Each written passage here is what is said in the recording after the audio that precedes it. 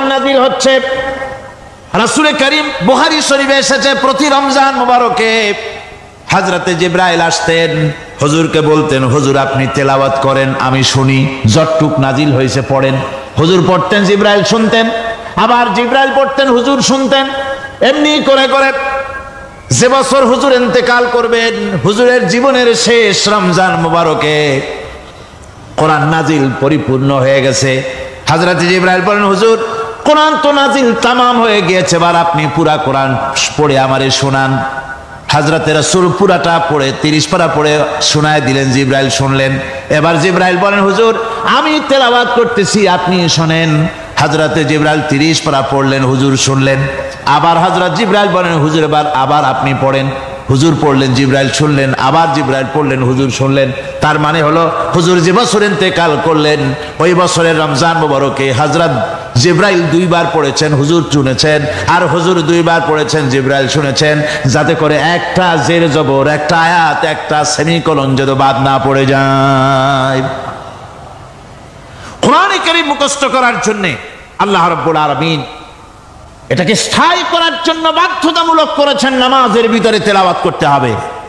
মানুষ নামাজের মধ্যে তেলাওয়াত করে সওয়াবের জন্য, সকালে পড়ে বিকালে পড়ে, অর্থ সহকারে বুঝে পড়ে, রাত্রে পড়ে দিনে পড়ে।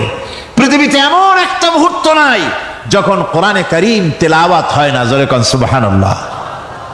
মানুষ এটাকে তেলাওয়াত করতেছে, মুখস্থ করতেছে। এই কোরআন শরীফের ভিতরে রয়েছে সব কিছু। এর মধ্যে রয়েছে ইতিহাস, এর মধ্যে আছে বিজ্ঞান, এর ভিতরে রয়েছে দর্শন, ভূতত্ত্ব, উদ্ভিদতত্ত্ব, নৃতত্ত্ব, খতত্ত্ব, জ্যোতির্বিজ্ঞান।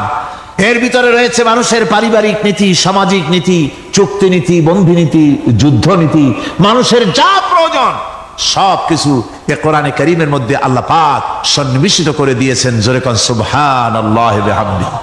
আমার ভাইয়েরা, কোরআন এর পরিচয়ের কথা বলতেছিলাম। আল্লাহ পাক কি কোরআন আমাদের শিখালেন, কোন কোরআন আমাদের শিখিয়েছেন, সেই কোরআনের পরিচিতি আপনাদের সামনে আমি তুলে ধরতেছি। আমি নিজে না, এবার কোরআন তার পরিচয় নিজেই দেবে। কেউ যদি কোরআনের কাছে জিজ্ঞাসা করে কোরআন তুমি কোথা থেকে নাজিল হয়েছ, কে তোমাকে নাজিল করেছে, এই প্রশ্ন যদি কেউ কোরআনের কাছে করে, কোরআন নিজেই তার জবাব দিতে পারে কিনা? কোরআন নিজেই বলে তানজিলাম মিম্মান খালাকাল আরদা ওয়াস সামাওয়াতিল উলা। এই কোরআন নাজিল করেছেন তিনি, যিনি ওই সুউচ্চ আকাশ আর জমিনকে যিনি সৃষ্টি করেছেন, সেই আল্লাহ আমারে নাজিল করেছেন। কোরআনের কাছে কেউ যদি প্রশ্ন করে ও কোরআন এই পৃথিবীতে নাজিল হওয়ার আগে তুমি কোথায় ছিলে, কেউ যদি প্রশ্ন করে, কোরআনে কারীম নিজে নিজের পরিচয় শোনায়, আমি কোথায় ছিলাম শোনো। বাল হুয়া কুরআনুম মাজিদুন ফি লাউহিম মাহফুজ। বরং এই কিতাব অতীব মর্যাদা সম্পন্ন সুরক্ষিত ফলকে লিপিবদ্ধ ছিল, আমি ছিলাম লৌহে মাহফুজে, সেখান থেকে এসেছি। যদি কেউ প্রশ্ন করে কোরআন কি, কোরআন তুমি কার উপরে অবতীর্ণ হয়েছ, জবাব কোরআন নিজেই দেয়, ওয়া আমিনু বিমা নুজিলা আলা মুহাম্মাদ ওয়া হুয়াল হাক্কু মির রাব্বিহিম। ঈমান আনো সেই জিনিসের উপরে যেটা মুহাম্মদ সাল্লাল্লাহু আলাইহি ওয়াসাল্লামের উপর অবতীর্ণ হয়েছে। আবার অন্য আয়াতেও জবাব পাওয়া যায়, তাবারাকাল্লাযী নাযালাল ফুরকানা আলা আবদিহি লিয়াকুনা লিল আলামিনা নাযীরা।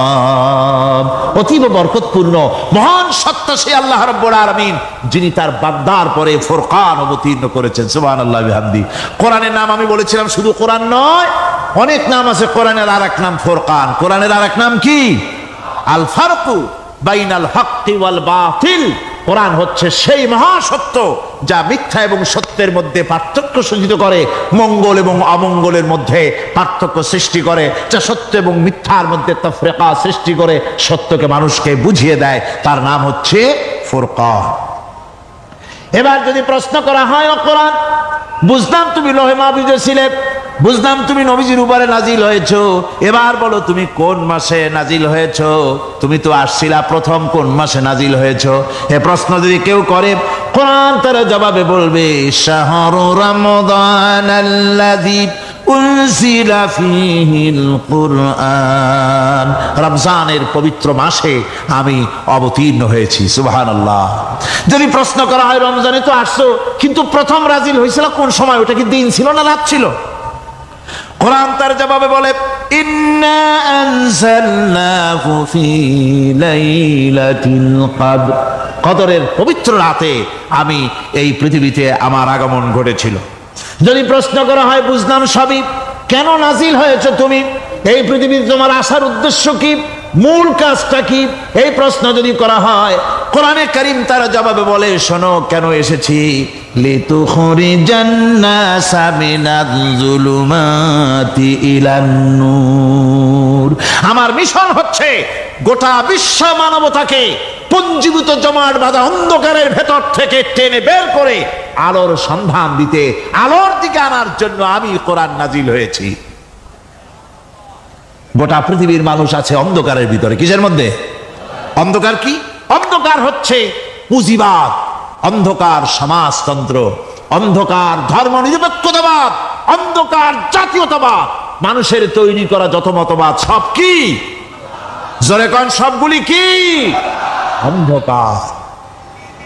আজকে আসার সময় দেখলাম দেওয়ালে লেখা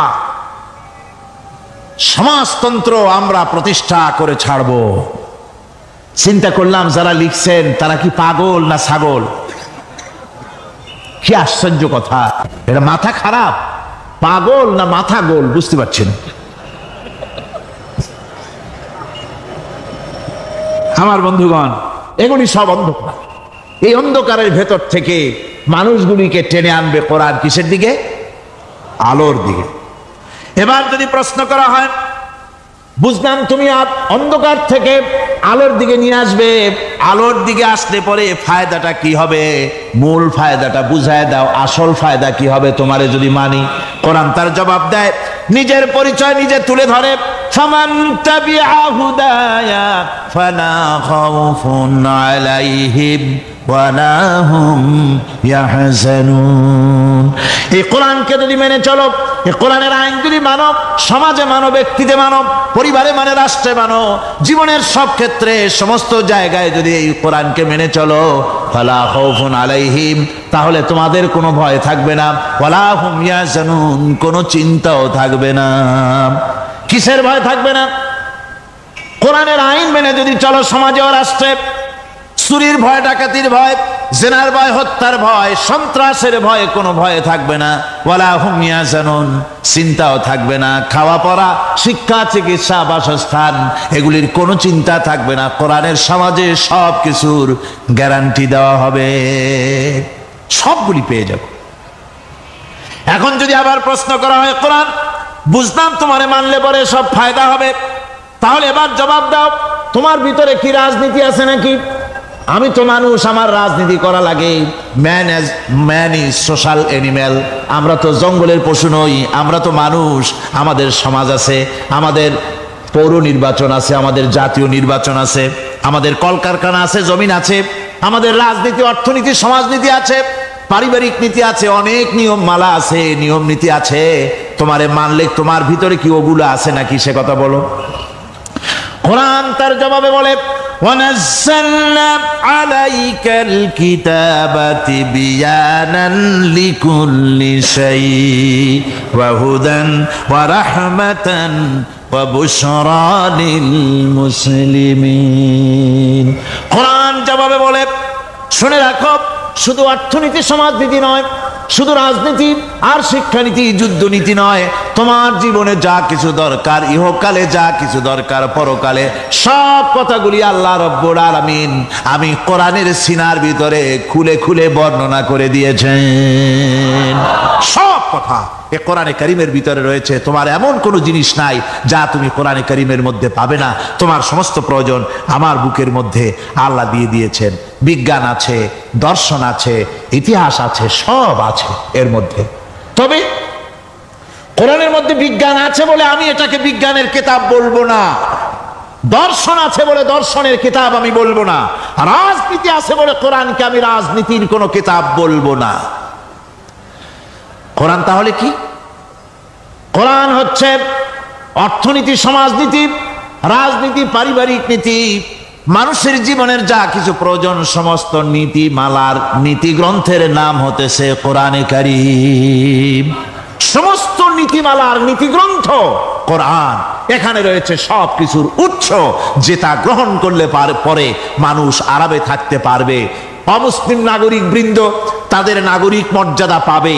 মুসলমান, কৃষক, নারী, চিকিৎসা, কৃষিবিদ, সাধারণ মানুষ, রং, বর্ণ, ভাষা নির্বিশেষে গোটা মানব সভ্যতা আরামে বাস করতে পারবে। পশু পাখিও আরামে থাকবে, গাছপালাও আরামে থাকবে, যেহেতু নির্দেশ হয়েছে বিনা প্রয়োজনে গাছের পাতাটিও ছিল না। ইসলামের সমাজ যদি চালু হয় গাছেরাও আরাম পাবে, পাহাড়ও আরাম পাবে। চট্টগ্রামের লোকেরা যেভাবে পাহাড় কাটা আরম্ভ করেছে এটা বড় দুঃখজনক। জুমলায় মোতারেজা একটা বলে দিলাম, অপ্রাসঙ্গিক হলেও জরুরি কথা। আপনারা পাহাড় কাটতেছেন না, আপনাদের নিজেদের পায়ে নিজেরা কুড়াল মারতেছেন। খবরদার পাহাড় কাটবেন না। আল্লাহর প্রকৃতির ভারসাম্য আপনারা নষ্ট করছেন বলে ওজোন স্তরে ফাটল ধরেছে। তা রিপেয়ার করার জন্য আজকে বিশ্বের সব বিজ্ঞানীরা হতাশ হয়ে গিয়েছে, পাগল হয়ে গেছে। কেমনে এই ওজোন স্তরের ফাটলকে রিপেয়ার করব? ওজোন স্তরটা কি? ওজোন স্তর হচ্ছে সুবহানাল্লাহ, আল্লাহর যে কত দয়া। সূর্য, সেই সূর্যের রয়েছে আলট্রা ভায়োলেট রে, যাকে বাংলায় বলা হয় অতি বেগুনি রশ্মি। যে রশ্মিটা সৃষ্টি জগতে যদি আসে আর তা যদি কোনো প্রাণীর শরীরকে টাচ করে, তাহলে সমস্ত প্রাণী ক্যান্সার হয়ে, এক্সিমা হয়ে, বিখাউজ হয়ে, অ্যাজমা হয়ে সমস্ত প্রাণী মরে যাবে, কেউ বাঁচবে না। মারাত্মক রশ্মি। সেই রশ্মিটা যাতে সৃষ্টি জগৎকে টাচ করতে না পারে সেজন্য আল্লাহ পাক একটা ওজোন স্তর তৈরি করেছেন। ওখানে এসে ওটা বাধাপ্রাপ্ত হয়, পৃথিবীর মাটিতে আসে না। যা কিছু পৃথিবীর মানুষের জন্য, পৃথিবীর জন্য কল্যাণকর, সেগুলি সূর্য থেকে আসতে থাকে। সুবহানাল্লাহ ওয়া বিহামদিহি। যেটা ক্ষতিকর সেটা আল্লাহ পাক আটকায় রাখেন। এখন সেই ওজোন স্তরে ফাটল ধরলো। কেমনে ফাটল ধরলো? ফাটল আপনি আমি ধরাইছি। আপনি বলবেন যেটা কেমন কথা, আমি তো ওইখানে যাই নাই, আমি ফাটল ধরাইলাম কেমনে? ওই যে সেই আপনার প্রাইমারি স্কুলে ভিজিট করতে গিয়েছিল ইন্সপেক্টর, তারপরে প্রাইমারি না হাই স্কুল ভিজিট করতে গেছে, যাই আর জিজ্ঞেস করছে ছেলেরা কি পড়ছে? বলে ইতিহাস। ঠিক আছে, ইতিহাস থেকেই প্রশ্ন করব। বলতো চীনের প্রাচীর কে ভেঙেছে? ছেলেরা জবাব দিচ্ছে না। তুমি বলো, তুমি বলো। কেউ বলছে না। বেঞ্চের কোনা যে ছেলেটি, সে বলছে সর্বনাশ। কেউ যখন স্বীকার করে না, এটা তো আমার মাথায় আসবে। সব শেষ ইন্সপেক্টর তাকে বলছে তুমি বলো তো কে ভেঙেছে চীনের প্রাচীর? কয় স্যার, গ্রামে আমার দুষ্টমির যথেষ্ট বদনাম আছে, কিন্তু চীনের প্রাচীর ভাঙার মতো দুষ্কর্ম আমি করি নাই। ইন্সপেক্টর খুব রেগে গেলেন, মাস্টারের দিকে তাকালেন, এই বুঝি আপনার ইতিহাস পড়ানো?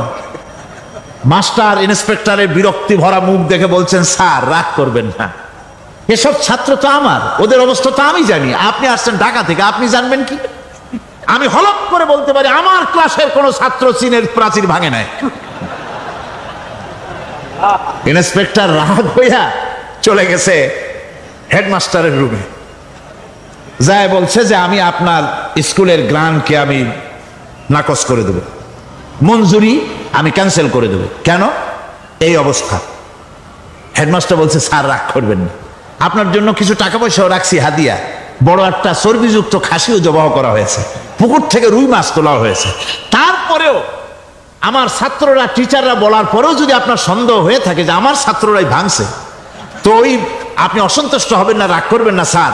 ওই প্রাচীর ভাঙতে যা খরচ লাগে আমি কিছু খরচ দেব, তো আপনি রাগ করেন না।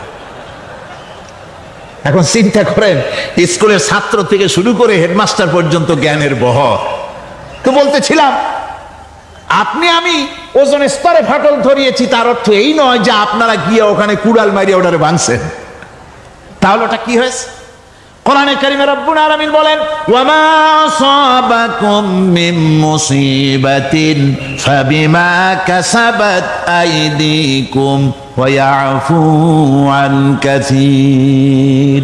যত বিপদ তোমাদের উপর আরোপিত হয়, সমস্ত বিপদ তোমাদের দুই হাতের কামাই করা। কে বলছেন? আল্লাহ পাক। ওজোন স্তরে ফাটল ধরেছে, এটা বিপদ। বিশ্বের সমস্ত মানব সভ্যতা সৃষ্টি জগতের জন্য বিপদ। এই বিপদের জন্য দায়ী পৃথিবীর মানুষ। কিরকম? সেটা হচ্ছে গাড়ির পেছন থেকে যে কালো ধোঁয়া বের হয়, কল কারখানার চিমনি থেকে যে কালো ধোঁয়া বের হয়, এই কালো ধোঁয়াগুলি, তারপরে সমস্ত কেমিক্যাল উইপেন সেগুলি যে টেস্ট করা হয়, তার রিয়াকশন ইত্যাদি, এই কালো ধোঁয়া এবং সমস্ত মারণাস্ত্রগুলি এক্সপেরিমেন্ট করার সমস্ত এই রিয়াকশনগুলি সবগুলি গিয়ে ওই ওজোন স্তরে ফাটল ধরিয়ে দিয়েছে। আস্তে করে পাতলা হয়ে এটা ফেটে গিয়েছে, অতি বেগুনি রশ্মি আসা শুরু করেছে। এটাকে বন্ধ করার জন্য বিজ্ঞানীরা আজ মরিয়া হয়ে গিয়েছে। ইনশাআল্লাহ আল্লাহ পাক তার বিজ্ঞানীদের মানুষের মাথায় বুদ্ধি এনে দিবেন, রিপেয়ারও হয়ে যাবে ইনশাআল্লাহ। সবাই বলেন ইনশাআল্লাহ। তাহলে বললাম কেন এ কথাটা? এই জন্য বললাম যে কোরআনে কারীমের মধ্যে আল্লাহ রাব্বুল আলামিন সব কথা বলে দিয়েছেন, কোনো কথা বাদ রাখেন নাই। পাহাড়গুলি ভেঙে আমরা ক্ষতি করতেছি, গাছগুলি কেটে আমরা ক্ষতি করতেছি, প্রকৃতির ভারসাম্য নষ্ট করে দিচ্ছি, ফলে সমুদ্রের পানি স্ফীত হচ্ছে, ভূমিকম্প বাড়তেছে, ঘূর্ণিঝড় হচ্ছে, টর্নেডো হচ্ছে, পৃথিবী বিধ্বস্ত হয়ে যাচ্ছে, ক্লাইমেটের পরিবর্তন আসছে। আজকে পৌষ মাস, এটা কি মাস? কত তারিখ? দেখেন বাংলা ভাষাকে কত মহব্বত করি। যদি বলি আজকে ডিসেম্বরের কত তারিখ, গড় গড় করে মুখস্থ হয়ে যাবে। বাংলারে খুব ভালোবাসি, মাসটার তারিখ বলতে পারলাম না, দুঃখিত। এই হলো আমাদের ভালোবাসা। আজকে পৌষ মাসের অর্ধেকও শেষ হয়ে যাচ্ছে, অথচ মনে হচ্ছে শীত যেন তার শ্বশুর বাড়ি বেড়াতে গেছে। এই যে অবস্থা, এই অবস্থা শুধু বাংলাদেশে নয়, গোটা পৃথিবীতে ক্লাইমেটের একটা বিরাট পরিবর্তন আসতেছে, একটা বড় রকমের পরিবর্তন আসতেছে। এর কারণ হচ্ছে এই পৃথিবীর মানুষেরা নিজেরাই প্রকৃতির ভারসাম্যকে নষ্ট করে দিয়েছে। এই ভারসাম্য নষ্ট হওয়ার কারণে আবহাওয়ার পরিবর্তন হচ্ছে, সামুদ্রিক জলোচ্ছ্বাস বাড়তেছে, ভূমিকম্প, আগ্নেয়গিরি ইত্যাদি হচ্ছে এবং পৃথিবীর মানুষ বিধ্বস্ত হচ্ছে। বলতেছিলাম এই কোরআনে কারীমের মধ্যে আল্লাহ পাক সব কথা বলে রেখেছেন। যদি জানতাম, বুঝতাম, তাহলে এই অবস্থার সৃষ্টি হতো না। এটা বিজ্ঞানের বই নয়, রাজনীতির বই নয়, সমাজনীতির বই নয়, বরং সমস্ত নীতিমালার উচ্চ, জ্ঞানের উচ্চ হচ্ছে আল কোরআন। জ্ঞানের উচ্চ কি? আরো জোরে বলেন, জ্ঞানের উচ্চ কি? আল কোরআন। পবিত্র কোরআনে এমন এমন ঘটনা আল্লাহ পাক বলেছেন যা ষষ্ঠ শতাব্দীর দুনিয়া এ সম্পর্কে কিছুই জানতো না। অবশ্য কিছু কিছু ঘটনা ইহুদিদের কিতাবে অতিরঞ্জিত আকার এবং বিকৃত অবস্থায় এসেছে, কিন্তু কোরআনে কারীম দুনিয়ার মানুষকে আদম সৃষ্টি, নূহের বন্যা, তারপরে মুসা আলাইহিস সালাম ফেরাউনের ঘটনা, ইব্রাহিম আলাইহিস সালামের নমরুদের ঘটনা এবং ইউসুফ আলাইহিস সালামের কাহিনী সবগুলিকে সুন্দর করে কোরআন শরীফ উপস্থাপনা করেছে রাসূলের মাধ্যমে, যা পৃথিবীর ইতিহাসে কেউ জানতো না। সেগুলি আল্লাহ পাক জানাইছেন। কিভাবে? কোরআনে কারীম বলছে, তিলকা মিন আম্বাইল গায়বি নূহিহা ইলাইকা মা কুনতা তা'লামুহা আনতা ওয়ালা কওমুকা মিন ক্বাবলি হাদা। এ হলো সব অজ্ঞাত ঘটনা। সমস্ত ঘটনাগুলি আল্লাহ পাক তার হাবিবকে শুনিয়ে বলে দিলেন, সব অজ্ঞাত ঘটনা যা তুমি জানতে না, তোমার কোনো জানা ছিল না, আমি ওহীর মাধ্যমে তোমাকে সব জানাইছি।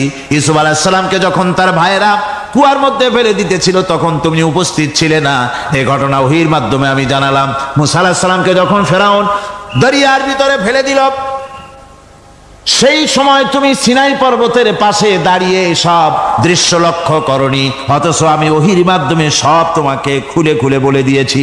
আল্লাহ পাক সমস্ত ঘটনাগুলিকে বলে বলে কোরআন শরীফের মধ্যে সব সাজিয়ে দিলেন, বলে দিলেন। তিনি বললেন, ওয়ামা কুনতা বিজানিবিল গারবি ইয কাদাইনা ইলা মুসাল আমরা ওয়ামা কুনতা মিনাশ শাহিদিন। ফিরআউন যে মুসার সঙ্গে যে ব্যবহারটা করলো, এ সময় সেখানে তুমি উপস্থিত ছিলে না, আমি ওহীর মাধ্যমে তোমাকে তা জানিয়েছি। كذلك نقص عليك من أنباء ما قد سبق وقد آتيناك من لدنا ذكرا। আল্লাহ পাক বলেন এভাবে আমি আপনার কাছে অতীত ঘটনাবলী ওহীর মাধ্যমে নিখুঁতভাবে আপনার সামনে সব বলে দিয়েছি। আমার ভাইয়েরা, এই বিশ্বলোকে ঊর্ধ্ব লোক সম্পর্কে নির্ভুল তথ্য বর্ণনা আল্লাহ পাক করে দিয়েছেন কোরআনের মাধ্যমে। 1665 খ্রিস্টাব্দে স্যার আইজাক নিউটন তিনি আবিষ্কার করলেন মাধ্যাকর্ষণ শক্তিকে। এই মাধ্যাকর্ষণ শক্তি, ল অফ গ্রাভিটেশন, এ সম্পর্কে মানুষের এই থেকে কিছু জানলো, কিন্তু আজ থেকে 1400 বছর আগে আল্লাহ রাব্বুল আলামিন তার উম্মি নবী, যিনি কোনো বিজ্ঞানাগারে লেখাপড়া করেন নাই, কোনো সায়েন্স রিসার্চ করেননি, যিনি কোনো কলেজ ইউনিভার্সিটিতে পড়াশোনা করেননি, তার মাধ্যমে জানিয়েছেন মাধ্যাকর্ষণ শক্তির কথা। কোরআন বলছে ইন্নাল্লাহা ইউমসিকুস সামাওয়াতি ওয়াল আরদা আন তাজুলা। এই পৃথিবী এবং সমস্ত গ্রহ উপগ্রহকে আল্লাহ পাক বলছেন আমি এমন এক শক্তি দিয়েছি যে শক্তির মাধ্যমে একটা আরেকটাকে আকর্ষণ করে রাখছে। এই পৃথিবীতে মাধ্যাকর্ষণ শক্তি শুধু পৃথিবীর নাই, সূর্যের আছে, মঙ্গলের আছে, নেপচুনের আছে, ইউরেনাসের আছে, বৃহস্পতির আছে। প্রত্যেকটি গ্রহের আলাদা আলাদা মাধ্যাকর্ষণ শক্তি আছে, আর এই শক্তির বলে একটা আরেকটাকে টেনে ধরছে যাতে করে বিচ্ছিন্ন হয়ে না যায়, যাতে করে ধ্বংসপ্রাপ্ত না হয়। এগুলি আল্লাহ পাক এই তথ্যগুলি কোরআনে কারীমের মধ্যে বলেছেন। ফলে মরিস বুকাইলির মতো লোক, যিনি ফরাসি দার্শনিক, তিনি বলেছেন দুনিয়ার সমস্ত বিজ্ঞানীদের থিওরি হচ্ছে এই যে বিজ্ঞানের কোনো থিওরি ফাইনাল নয়। আজ একটা হচ্ছে, কাল সেটাকে পরিবর্তন করে নতুন আর এক থিওরি আসতেছে। কিন্তু কোরআনে কারীমের মধ্যে আমি, কে বলতেছেন এ কথা? না না না, মরিস বুকাইলি বলছে কোরআন শরীফের ভিতরে আমি যে বিজ্ঞানের তথ্য পেয়েছি, থিওরি পেয়েছি, তার কোনো পরিবর্তন আজও হয় নাই, ভবিষ্যতেও হওয়ার কোনো সম্ভাবনা নাই। মরিস বুকাইলি মনে করেছিলেন বেদ আর বাইবেলে যেমন ভুল আছে, কোরআন শরীফে ওই রকম ভুল আছে, নাউজুবিল্লাহ। সেই জন্য তিনি আরবি শিখলেন কোরআন বোঝার জন্য, ভুল ধরার জন্য। কোরআন শিখলেন কি জন্যে? ভুল ধরার জন্য। আর এমন শেখা শিখছেন, ওই আরবি শিক্ষা মানে আমাদের দেশের লোকদের মতো আনাকুম জানাকুম শেখে নাই, ভালো করেই শিখছে, ভালো করেই মুখস্থ করেছে, তার ভালো করে আরবি শিখেছেন, তারপরে কোরআন শরীফ পড়েছেন, তারপরে তিনি এ কোরআন পড়ে তেলাওয়াত করে বুঝে এরপরে তিনি বই লিখেছেন দি Bible, the Quran and science. এই বইয়ের মধ্যে তিনি পরিষ্কার লিখেছেন কোরআন পড়লাম, এর ভিতরে একটা নকতা দেওয়ার, একটা কলমের ফোঁটা দেওয়ার জায়গা কারো নাই। কোরআন নিঃসন্দেহে মহান স্রষ্টা আল্লাহ রাব্বুল আলামিনের মানুষের বানানো কিতাব, এটা হতে পারে না। সুতরাং কোরআন শরীফের মধ্যে আল্লাহ পাক সব কথা বলে দিয়েছেন। বিজ্ঞানের সাথে কিন্তু কোরআনের সংঘর্ষ নাই। অনেকে মনে করে যে বিজ্ঞান আর কোরআন এর মধ্যে বিরাট সংঘর্ষ। না, বিরাট সংঘর্ষ নয়, দুই একটা পয়েন্টে সংঘর্ষ থাকতে পারে। অধিকাংশ ব্যাপারই বিজ্ঞান, আমি মনে করি বিজ্ঞানের আবিষ্কার যত বাড়বে, কোরআন বোঝা মানুষের জন্য তত সহজ হবে। এটা আমার ধারণা, এটা আমার ধারণা। বিজ্ঞানের সাথে দুই একটা পয়েন্টের উপরে সংঘর্ষ আছে, যেমন চন্দ্র এবং সূর্য সম্পর্কে, সৌরজগৎ সম্পর্কে Copernicus, Kepler, Galileo, Newton, Einstein মহাশূন্য সম্পর্কে যে সব বক্তব্য রেখেছেন, সেসব বক্তব্যের সাথে কোরআন শরীফের কিছুটা বৈপরীত্য রয়েছে। যেমন কেউ বলেছেন সূর্য ঘোরে, পৃথিবী স্থির, কেউ বলে সূর্যের চতুর্দিকে পৃথিবী ঘোরে, কেউ কয় চন্দ্র ঘোরে, কেউ কয় আমরা কি আর বসে থাকি, আমরাও ঘুরি। কিন্তু আসলে ঘোরেটাকে কে ঘোরে, এ ফয়সালা কে দেবে? কে দিবে বলুন তো? হ্যাঁ, ঠিক বলেছেন, আল্লাহই দিবেন, কারণ এগুলি সৃষ্টি করেছেন কে? এবার শুনুন, এই বিতর্কের মীমাংসা আল্লাহ পাক করছে কোরআনে কারিমে বহু আগে। গ্যালিলিও, কেপলার, কোপারনিকাস এদের বলার অনেক আগে বিশ্বনবী জনাবে মুহাম্মদ রাসূলুল্লাহ সাল্লাল্লাহু আলাইহি ওয়াসাল্লাম তিনি বলে দিয়েছেন, আল্লাহর কথা তিনি বলেছেন, লাশ-শামসু ইয়ানবাগী লাহা আন তুদরিকাল কামারা ওয়ালাল লাইলু সাবিকুন নাহার ওয়া কুল্লুন ফি ফালাকিন ইয়াসবাহুন। প্রবল জ্ঞানী হইবে যাহারা আপন মনেতে বুঝিবে তাহারা, রাত্রি পারে না আগে যাইবার দিনের স্থান করি অধিকার। চন্দ্র বাঁধে না সূর্যের গায়েতে, সূর্য পারে না চন্দ্রকে ধরিতে। যার যে স্থান বহাল রাখিয়া ভ্রমণ করিছে খোদাকে ডরিয়া। আল্লাহ রাব্বুল আলামিনকে ভয় করে সব ঘুরছে, চাঁদও ঘোরে, সূর্য ঘোরে, মঙ্গল ঘোরে, ইউরেনাস ঘোরে, বৃহস্পতি ঘোরে, পৃথিবীও ঘোরে। সব ঘুরছে তো ঘুরছেই, বন বন করে ঘুরছে একটা নির্দিষ্ট কক্ষপথে, আপন আপন কক্ষপথে ঘুরছে, যার ফলে অ্যাক্সিডেন্ট হয় না। সুবহানাল্লাহ, জোরে বলেন সুবহানাল্লাহ। নির্ধারিত কক্ষে ঘুরছে, নির্ধারিত কক্ষে ঘুরছে।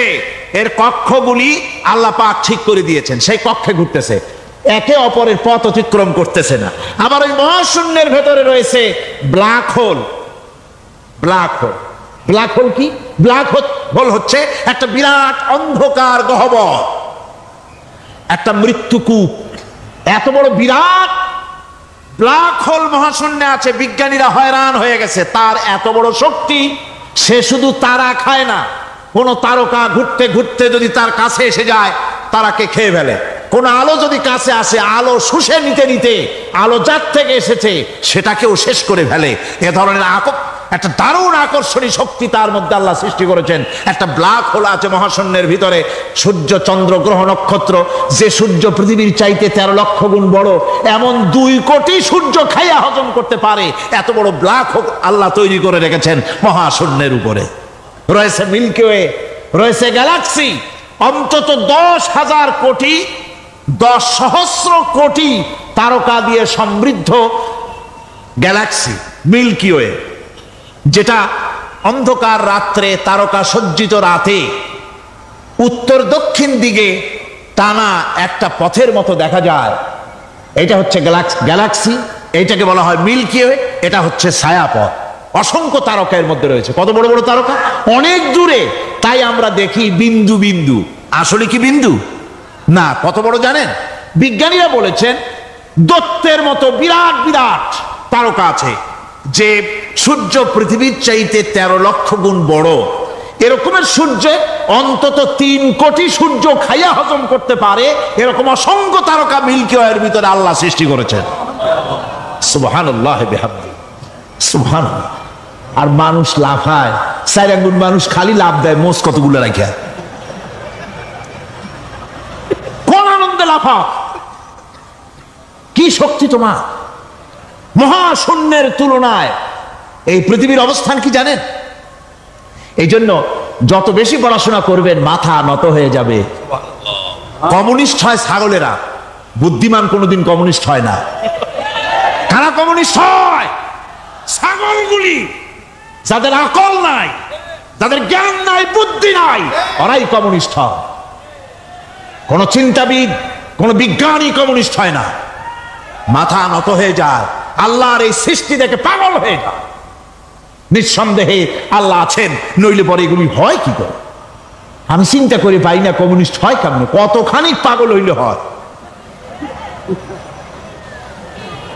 ছোট্ট একটা রুমাল দেখলে মনে করি কোন তাঁতি এটারে বানাইছে। একটা এই কি জানি কয় মাইক দেখলে মনে করি কেউ এটাকে বানাইছে। টেবিল দেখলে মনে করি কেউ বানাইছে। ফ্রিজ দেখলে মনে করি বানাইছে কেউ। একটা সুই দেখলে মনে করি কেউ এটাকে বানাইছে। আর এই বিশাল পৃথিবী, ওই বিশাল আকাশ, কমিউনিস্টরা কয় এমনি এমনি হয়েছে। কয় বোতল খায় দৈনিক আল্লাহ জানে। আমার বন্ধুগণ, মাথা নত হয়ে আসবে চিন্তা করলে কি বিশাল সৃষ্টি আল্লাহ পাকের। এই ছায়াপথ, এই গ্যালাক্সি, এর তুলনায় পৃথিবীর অবস্থান কোথায়? পৃথিবীর অবস্থানটা হচ্ছে, আমার হাতে এটি একটি কলম। এই কলমটা কাগজের উপরে আমি যদি এই নিপটা রাখি, কাগজের ভিতরে নিপে যতটুকুন জায়গা টাচ করবে, মহাশূন্য গ্যালাক্সি মিল্কি ওয়ে, আল্লাহর এই মহাশূন্যের তুলনায় পৃথিবীর অবস্থান একটা কলমের নিপে যতটুকুন জায়গা নেয় এর থেকে বেশি নয়। এই যদি হয় পৃথিবী, তাহলে সেই পৃথিবীর মানুষ আপনি কতটুকুন? সলিমুদ্দি বসিরুদ্দি খালি লাফায়। আমার বন্ধুগণ, লাভ কি? লাভের চোটে বলে হ্যান করেঙ্গে ত্যান করেঙ্গে, লাঠি কে আন্দার মুগুর ভরেঙ্গে। কয়দিন পর শোনা যায় শীত হয়ে পড়ছে, কিছু নাই।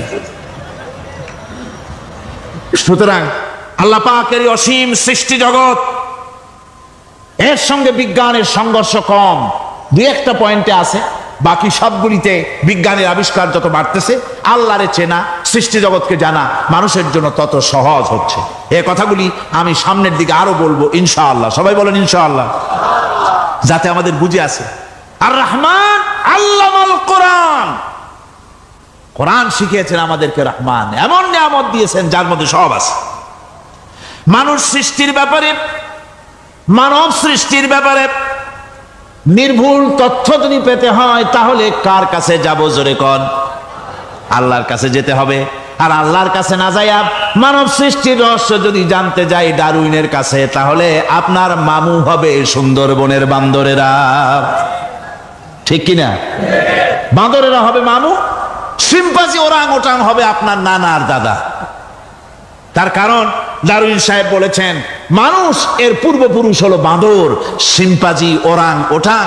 এটা হলো তার থিওরি অফ ইভলিউশন। বিবর্তনবাদের এই বিবর্তনবাদের থিওরি পেশ করতে গিয়ে তিনি বলেছেন মানুষ হলো বান্দরের জাত। আরে বেটা, তুই বান্দরের জাত। নিজের লেজ কাটিয়া সকলের লেজ কাটা আরম্ভ করতে যাচ্ছে। কি পাগলের পাগল, মানুষ হয়েছে বান্দরের জাত। আশ্চর্য কথা। কেমনে কইলে? তো বললো যে শিম্পাঞ্জি দেখছে, তো সে শিম্পাঞ্জি দেখে তার মনে হয়েছে যে মানুষ ওই রকমই তো দেখা যায়, তো মানুষ বুঝি বান্দর থেকেই আসছে। আমি বলি পৃথিবীতে এমন পাগল আমি কোনোদিন দেখিও নাই, শুনিও নাই যে কোনো পাগল পাবদা মাছ দেখে বলেছে যে এটা হচ্ছে বোয়াল মাছের পূর্বপুরুষ। টাকি মাছ দেখে কোনো ছাগলেও বলেছে আজ পর্যন্ত যেটা হলো শোল মাছের পূর্বপুরুষ। পুঁটি খাইতে খাইতে আস্তে আস্তে বিরাট শোলে পরিণত হয়ে গেছে, কোনো পাগলেও বলেনি। আচ্ছা, মেনে নিলাম ডারউইন সাহেবের থিওরি, মেনে নিলাম এক সেকেন্ডের জন্য যে বান্দর থেকেই মানুষ হয়েছে। এখনো তো বানর প্রজাতি আছে না? শেষ হয়ে গেছে? আছে কিনা? তাহলে সুন্দরবনে যান, যে দেখুন কোন বাঁদর কি এ পর্যন্ত দেখা গেছে যে কোমর পর্যন্ত মাংসের মতো হয়ে গেছে? আর একটু দুধ আর পনির আর একটু এই শুটকি মাছ লোটটা ফিশ খাওয়াইলে আর কদিনের মধ্যে এই বান্দরটা মানুষ হয়ে যাবে। হয়েছে এরকম? বাঁদরের 12 আনা মানুষ হয়ে গেছে, 14 আনা মানুষ হয়ে গেছে, আর অল্প একটু বাকি। এরকম দেখা গেছে কোথাও? দেখা যায়নি। এগুলি পাগলামি কথা, পাগলামি কথা। মানুষ বানর থেকে আসেনি, মানুষ ওরাং ওটাং থেকে আসেনি, মানুষ শিম্পাঞ্জি থেকে আসেনি। মানুষ এসছে কোত্থেকে? এটা জানতে হলে, এ নির্মূল তথ্য জানার জন্য আসতে হবে কোরআনের কাছে। কার কাছে? আল্লাহ রাব্বুল আলামিন তার হাবিবের মুখ থেকে মানব সৃষ্টি রহস্য তিনি উদ্ঘাটন করে দিয়েছেন। তিনি বলেছেন, দুনিয়াবাসীকে শুনিয়েছেন, ফালয়ানজুরিল ইনসানু মিম্মা খুলিক, খুলিকা মিম্মা ইন দাফিকিন ইয়াখরুজু মিন বাইনিস সুলবি ওয়াত তারাইব। আল্লাহ পাক বলেন, মানুষ কি তার সৃষ্টি রহস্য দেখে না? কেমনে তাকে আমি সৃষ্টি করেছি? মায়ের বক্ষ পিঞ্জর থেকে, বাপের পৃষ্ঠ থেকে সবেগে নির্গত এক ফোঁটা নাপাক পানি দিয়ে আমি আল্লাহ মানুষকে সৃষ্টি করেছি। বান্দর থেকে নয়, ওরাংওটাং থেকে নয়, শিম্পাঞ্জি থেকে নয়।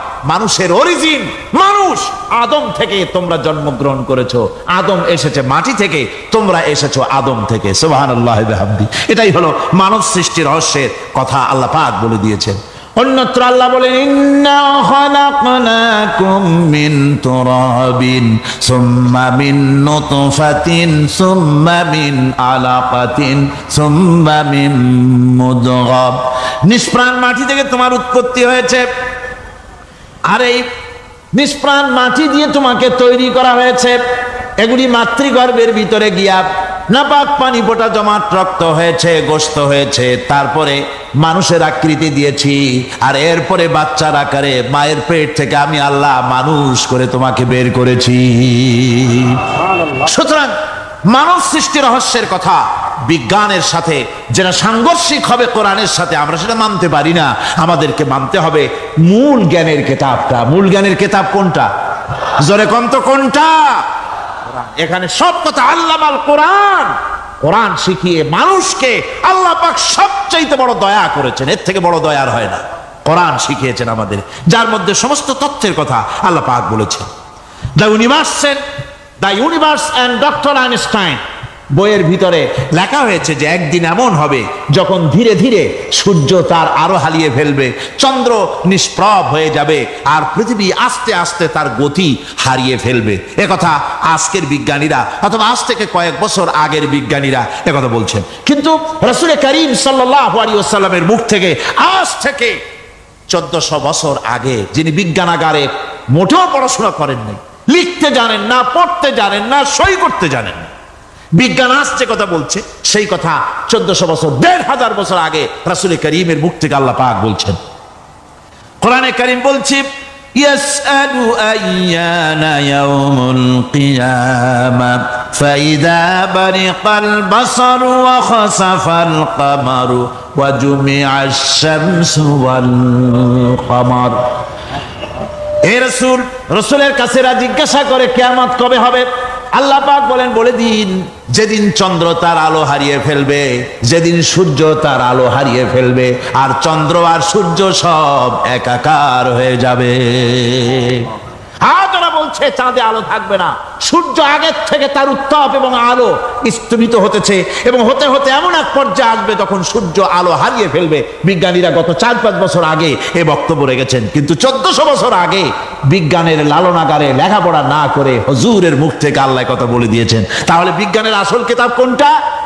জোরে বলেন কোনটা? আল্লাহ পাক আরো বলেন ইজা শামসু কুবিরাত ওয়া ইযান নুজুমুন কাদারাত ওয়া ইযাল জিবালু সুজ্জিরাত।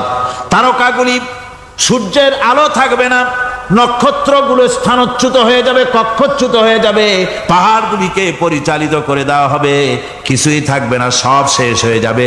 বিজ্ঞানীরা আজ বলতেছে যে সব শেষ হয়ে যাবে, কিছুই থাকবে না, সব শেষ হবে। বিজ্ঞানীরা বলতেছেন, কোরআন অনেক আগে বলেছে কুল্লু মান আলাইহা ফান ওয়া ইয়াবকা ওয়াজহু রাব্বিকা যুল জালালি ওয়াল ইকরাম।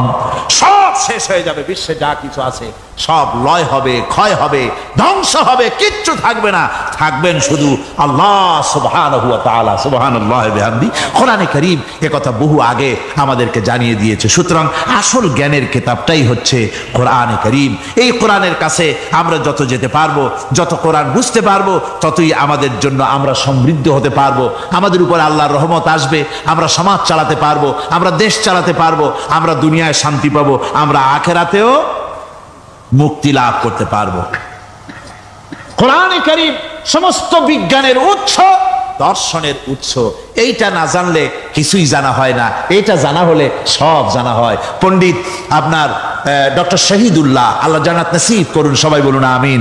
তিনি বলতেন, বড় বড় সেমিনারে গিয়ে বলতেন তিনি, যে আপনারা যারা বক্তব্য রাখতে এসেছেন, জনগণকে বলছি না, যারা বক্তব্য রাখতে এসেছেন, MA পাস করেছেন, ডিগ্রি করেছেন, PhD করেছেন, এভারসিএস করেছেন, বহু কিছু ডিগ্রি আপনারা লাভ করেছেন, নামের আগে 6 হাত লম্বা ডিগ্রি আপনারা লাগাইছেন, আপনারা পণ্ডিত ঠিকই, কিন্তু এই কোরআন শরীফের জ্ঞান যদি আপনাদের না থাকে, আপনারা পণ্ডিত, তবে আপনারা মূর্খ পণ্ডিত।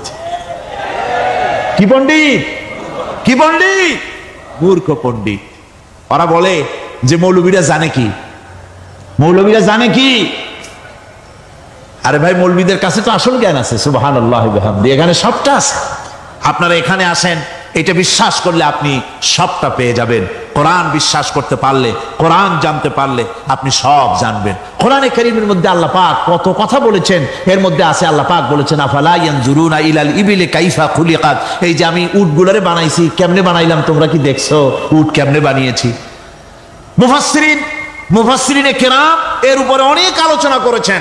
তারা বলেছেন যে উট মরুভূমির জাহাজ, তারপরে উটের পিঠে একটা চুট আছে, কোন কোন উটের পিঠে 2টা চুট আছে, মাঝখানে বসে একটারে হেলান দিয়ে আর একটা ধরে বসা যায়। আমি দেখছি 2টা চুটওয়ালা উট, আফ্রিকান উট আমি দেখেছি, যে চুট সুবহানাল্লাহ দেখলে অবাক হয়ে যেতে হয় যে আল্লাহর কি কুদরত। উটের পৃষ্ঠে 2টা চুট, মাঝখানে আপনি বসবেন, পিছনেরটা একটা সোফা সেটের মতো, পিছনে হেলান দিলেন, আর সামনে যখন সে মরাল সম চড়াই উত্তরাই পথ দিয়ে নামা ওঠা করবে, তখন আপনি যেন পড়ে না যান সেজন্য সামনেরটা বুকের সাথে জড়ায় ধরবেন। এরপরে কি সৃষ্টি আল্লাহর, সুবহানাল্লাহি বিহামদিহি। জিরাফগুলি দেখুন, জিরাফগুলি তার মাথা কত বড় উঁচা। লন্ডন জুতে জিরাফ দেখলাম, সেই জিরাফের দেহ থেকে তার মাথাটা 22 ফিট উঁচা। মানে সে যদি নিচে দাঁড়ায়, 3 তলা বিল্ডিং এর ছাদের উপরে নাস্তা দিলে তো নিচে দাঁড়ায় খাইতে পারে, এই অবস্থা। সেই জিরাফে পানি খাবে কেমনে?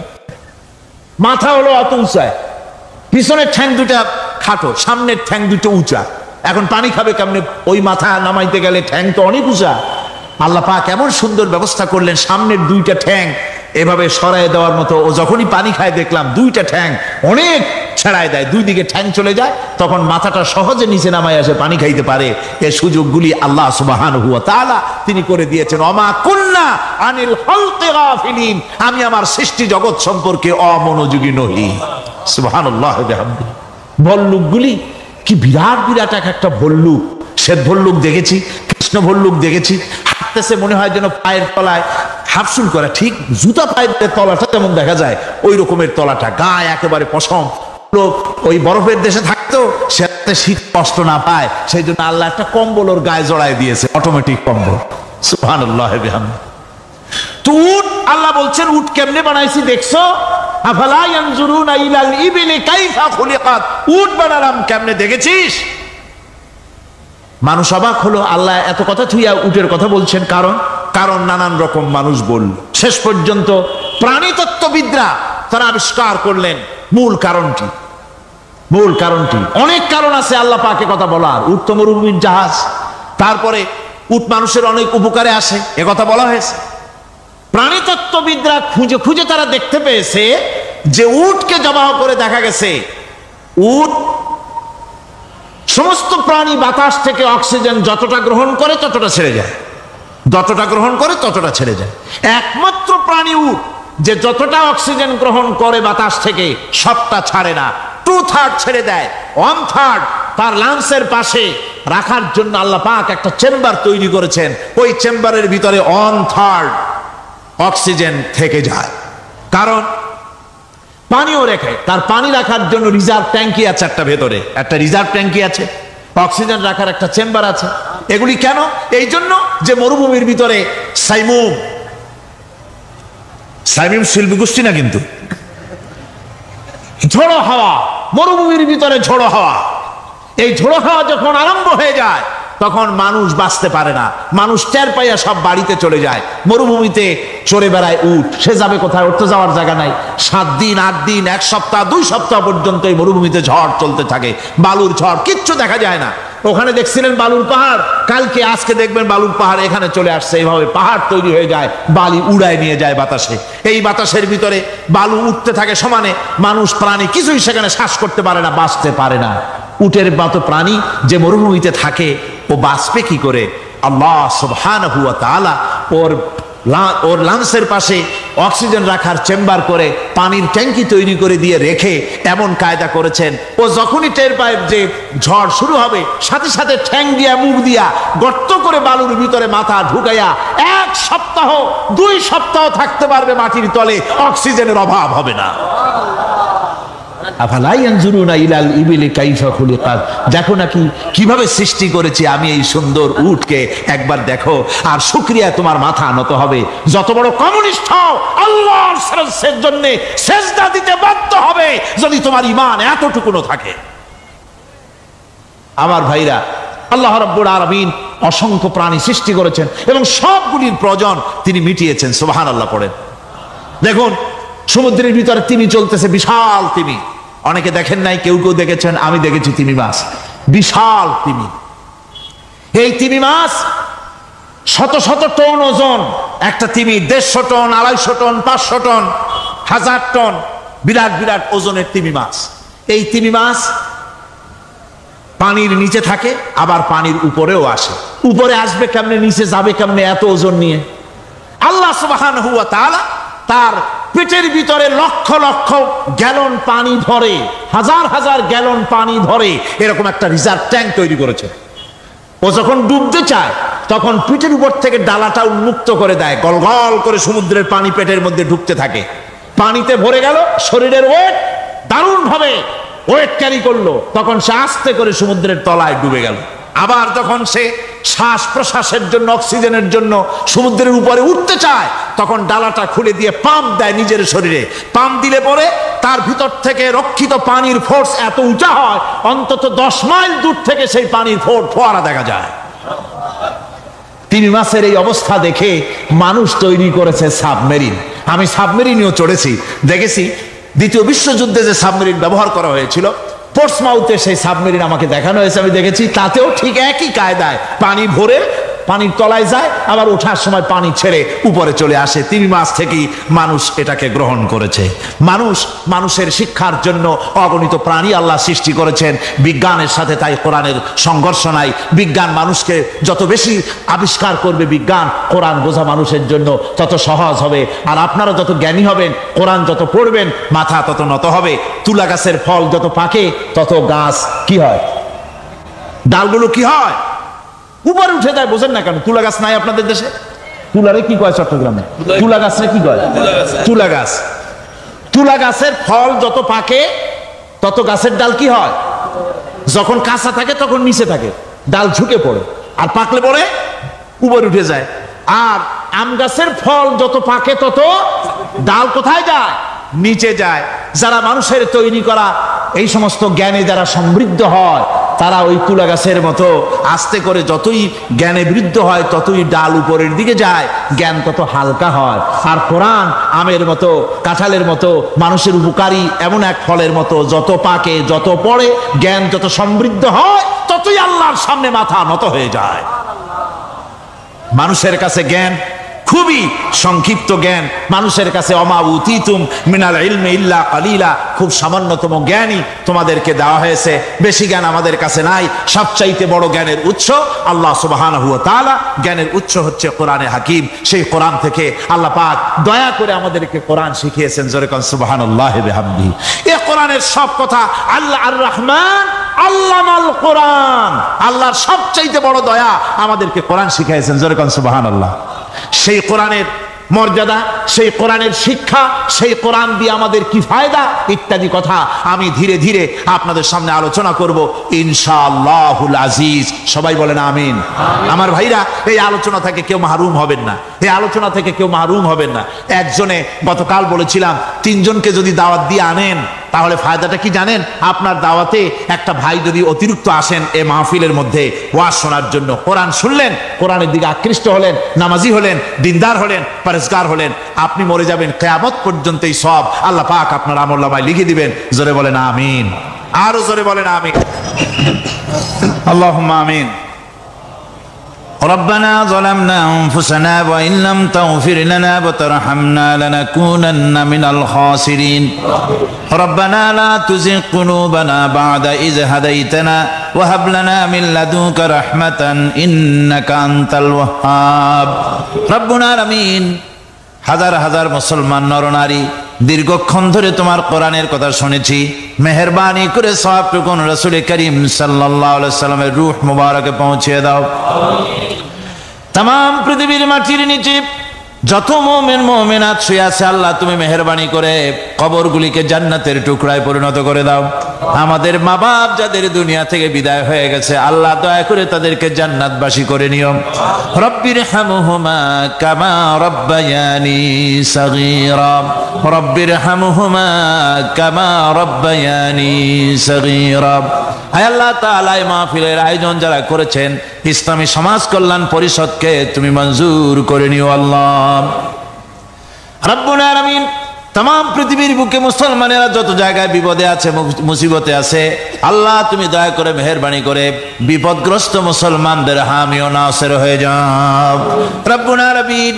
এই মাহফিল আরো 3 দিন এখানে হবে বলে আমাদের প্রোগ্রাম রয়েছে, আল্লাহ বাকি 3 দিন তোমার কুদরতি নিজাম দিয়ে তুমি এটাকে পরিচালিত করে দিও আল্লাহ রব্বুল আলামিন। এই মাহফিল যারা আয়োজন করেছেন, এবছর দারুণ ভাবে ঋণগ্রস্ত হয়ে তারা এই মাহফিলের ব্যবস্থা করেছেন, আল্লাহ তুমি দয়া করে তাদের ঋণ পরিশোধ করার মতো তৌফিক দিয়ে দিও। তোমার বান্দাদের দিল তাদের দিকে মাইল করে দিও রব্বুল আলামিন। এই মাহফিলের যিনি মুরব্বী হযরত মাওলানা শামসুদ্দিন সাহেবের জন্য গতকাল দোয়া করেছি, আজও করছি, গত বছরও করেছি।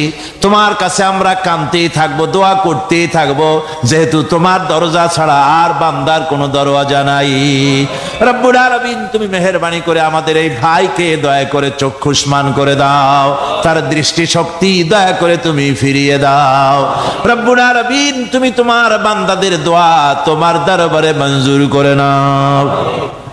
মা বোনেরা কষ্ট করে প্রতিদিন আসেন, আয় আল্লাহ মা বোনদেরকেও হেদায়েত নসিব করে দাও, মা বোনদের যাতায়াত আসান করে দাও, আর তাদেরকে তোমার দিন বুঝে দিনের রাস্তায় চলার তৌফিক দিয়ে দিও।